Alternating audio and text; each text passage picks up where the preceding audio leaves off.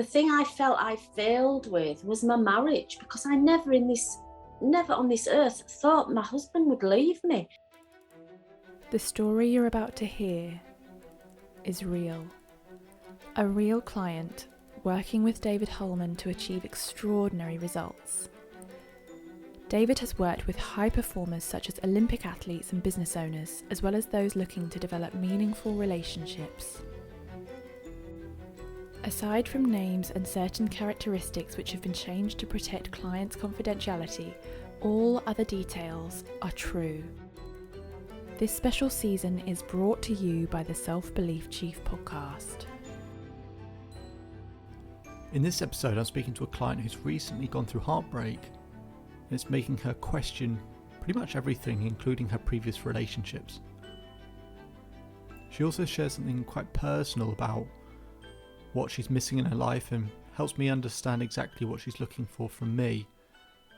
But a key part of this episode is going to be this.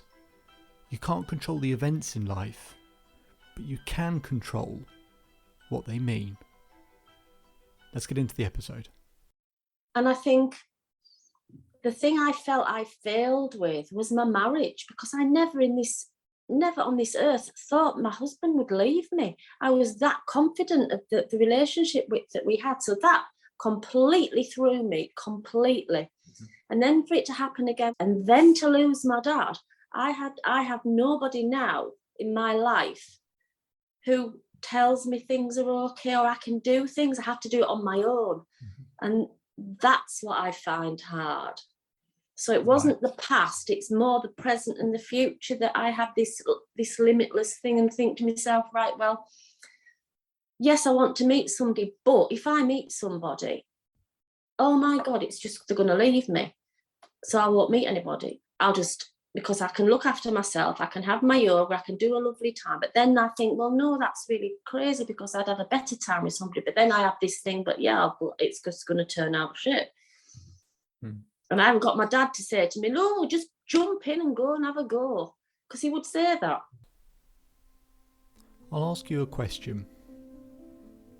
Having just heard the client say that, what do you think she needs from me? She mentions about her father no longer being there to be that voice to say, yeah, let's just go do it. To give her that certainty and that confidence, that stability. So I know, in a sense, what my role might be here for her going forward, but I also want to address it with her. I think it's important to address it with her and get a sense of if in her mind that is something that she needs. I have been working with her for maybe a month now, so she knows me quite well. It's the first time she's mentioned this aspect though.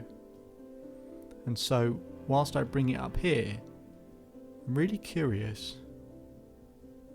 Does she see me playing a similar role as the one her dad played?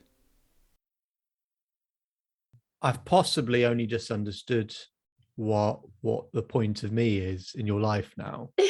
Oh, bless you, haven't replaced my dad. That's all. No. I don't mean it like that. I just mean someone that goes, it's okay, and yeah, let's do it. Yeah. You are. Sorry, I'm getting emotional. No, it's okay. But we all need that sort of thing. Absolutely. To someone else to go, yeah, you're not crazy. It's okay. Yeah, but you never ever judge me. No, I don't need to. But we all need that thing. I've used that phrase with other people before, which is it's okay, and yes, let's do it. It's yeah. But then I go away and think I can do it, and I just do it, and I think, well, you knew you could do it, but you needed that affirmation from somebody else to say, yeah, go for it, go and do it. Absolutely. Yeah. No, we all absolutely need that. And most, that's why when I have conversations with people about working with them, a big part of it is I ask them about the aspect of accountability, because we sometimes when we're going through that sort of dark tunnel where we can't really see anything, we want someone else who does have a torch or has been down that dark tunnel themselves before. And so we want them to be able to go, no, it is this way. Like, you're in a tunnel, like, there must be an ending to this tunnel somewhere, but it's so dark and you keep going for so long, you're just like, well, I can't see anything. If I can't see anything, then why should, and at that point we sort of go, whether should I keep walking or should I walk back the way I came, because at least I know there's a way out back that way. Mm. I'm about to share a story of another client who lost their father, and as painful and as difficult as it was, how they used it as a learning experience to help them continue their growth when it comes to relationships. It goes back to what I said at the beginning, is you can't control the events, but you can control what they mean. It's still painful, it's still uncomfortable, but is there a meaning that we can find that could continue to help us grow? I want to share this story with my client because I don't want to tell her what she needs to do or this or that. Who am I to say? But if I can share a story of what someone else has done, she'll indirectly place herself in the story just to open up some possibilities of what she might be able to do and how she might be able to grow in the future. It was a couple, and I was speaking with this woman, and her father maybe passed away a year previously, and their relationship was a little bit rocky, and she sort of started to get quite agitated with her husband or partner. She sort of intimated that maybe he wasn't totally sure anymore about the relationship, and obviously, this uncertainty, it's sort of really getting to her. And she's saying he sort of says, I don't let him in. And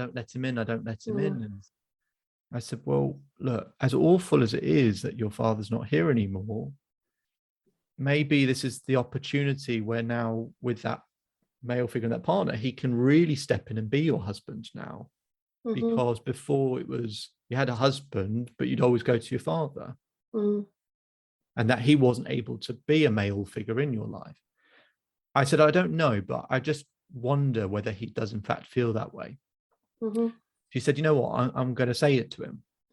And she came back the following week, and she said he sort of was just silent, and eventually he found the words, and he said, I didn't ever think of it like that, but a little bit like that. Yeah, it's like your father's a wonderful man. He absolutely was, and I completely admired him. But I also knew that I couldn't replace your father, and I didn't want to. But at the same time, I wanted to be a male figure in your life. It was an opportunity for him to finally do that. As she's nodding along, I'm going to keep going with the idea of finding new meaning for some of the tough moments in our life. And I'm going to start exploring perhaps some rejection she's had previously. Here's a really crucial bit I want you to be aware of. Rejection is as painful as whatever you think it means. If you think it means you're useless, people are better looking, smarter, cleverer, you're useless, then of course it's going to be incredibly painful. Finding new meaning for rejection and finding a new meaning for what to take from our previous relationships can change everything. Do you regret any of your previous relationships? I don't regret the relationships because I had a great time. I regret not picking up the signals that things weren't right. I regret that. If I could have done. Mm-hmm. I regret the amount of time I spent with my husband. Definitely regret that. Mm-hmm. I think it could have been probably drawn to an end much sooner when I look back now. How would it be possible to turn those regrets around so that they weren't regrets anymore? And what that basically means is, what if they meant what if they weren't regrets? And I'm not saying you have to get to the point where you don't regret them. No. What if they meant something else? Well, my husband, I don't regret. I say I don't because I've got two lovely children. They had the most amazing time. They had no idea. So they had best time. And it was only once we found out what was going on that it suddenly hit them. I've asked them on numerous occasions, did you ever think anything was wrong? They went, no. I said, well, I've done my job then. My job's done. So I don't regret that. I don't regret And the outfall of the divorce is I've got my own house, it's beautiful, I've got plenty of money, I don't have to work. And I know that's like being materialistic, because I'm not. But yeah, I'm really comfortable. So it allows me to do the adventures that I want to do. He inspired me. He was very much like my dad. He made me, opened up the whole world of adventures. So I don't regret that. And I'm actually friends with him now, which is lovely. It's a different ball game. I really thought he was the one until now I reflect, and I think he was just a part of my life that was missing. I didn't have this a guy who liked to go out all the time dancing and drinking and food and weekends away. I didn't have that, so it was kind of exciting. I regret meeting him. I do. I regret investing 2 years in somebody who would finish it like he did. So well, I finished it. He was one who cheated on the dating apps. So whilst you regret it, that's where part of this pain point is going to come from in terms of worry about the future. So as really wrenchingly difficult as it is to find it in difficult moments, I'm not saying you have to be happy that it happened, because you never have to be happy it happened. No. But sometimes if life is much easier, again, very idealistic, life is much easier when we believe it's happening for us, not to us. So if you find a way that serves you, I think that's going to take away a lot of fear and pain. Yeah. So rather than it being something I wish it never happened, what have you got from that relationship? What might that thing be? Yeah, it's made me aware of the pitfalls of dating apps, and I look at my friends and I've tried to advise them because of what happened to me. So yeah, that's kind of made me very, very wary. Not wary in a good way though. I'm able to read people better. I think if I hadn't had the experience, the couple of guys or the few guys I've been talking to, I probably would have met them, but I didn't, because I wasn't 100% sure. And I thought, no, I'm not investing in these people. I'm not sure about them. So it's kind of taught me to be a bit more careful, I think. Ask better questions, not interrogate people, and actually go with my gut and think, no, it's not right, this. So yeah, no, I don't regret meeting any of them. I don't regret any of the things I had, because I had great times. What do you think are the benefits of changing that meaning and that being reinforced day after day after day after day, instead of saying we have regrets, wish this never happened, that actually there was purpose, there was reason, there was meaning, there was growth, there was learning, that actually for the opportunity and the time that really matters, we'll have developed all of these tools and resources that can help us really maximize not only our potential, but take advantage of all the opportunities, the best ones, when they present themselves. If that's reinforced day after day, that new meaning, imagine what that does to the quality of your life going forward. It's completely different. Now, the final bit we're going to do in this conversation with this client is I want to get an understanding of what has to happen for them to feel like they've really started to overcome this heartbreak. Because if we don't know the answer to that question, then how will we ever heal? So let's find out and see what would be the finish line for her. I want you to imagine that imminently your life is finally about to come together.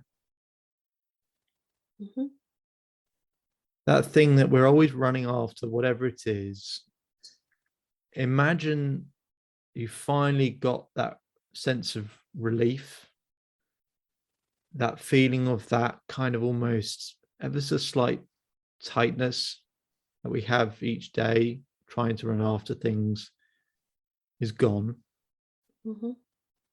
And as I said, everything starts to come together. You take a big breath and you exhale, and you feel like I finally did it.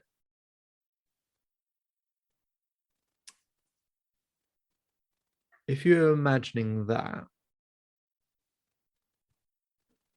what has to happen for you to feel like you've crossed that particular finish line? Whether we ever cross it, I don't know in reality. I think the measure for me is when I wake up on a morning and not think about me. So if I can just wake up on a morning and put my music on or go for a run, do my yoga, get my breakfast and smile, I'll know I've cracked it. So when I wake up and not think, right, okay, so what we're going to plan today.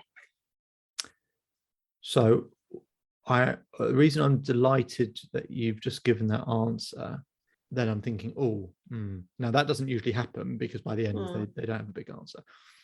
But when I start working with people, they'd have a very big answer to that question of crossing that finish line. Something quite big and monumental would have to happen for them to feel like it's the finish line. For you to say it's getting up, perfect. Yeah. Life is a hell of a lot easier when actually we're able to tick things off, especially first thing in the morning, tick things off straight away to be in a good place. So I'm delighted that was the answer to the question. Yeah. Okay. And I do feel I am. Some days I am there. Some days I have that feeling.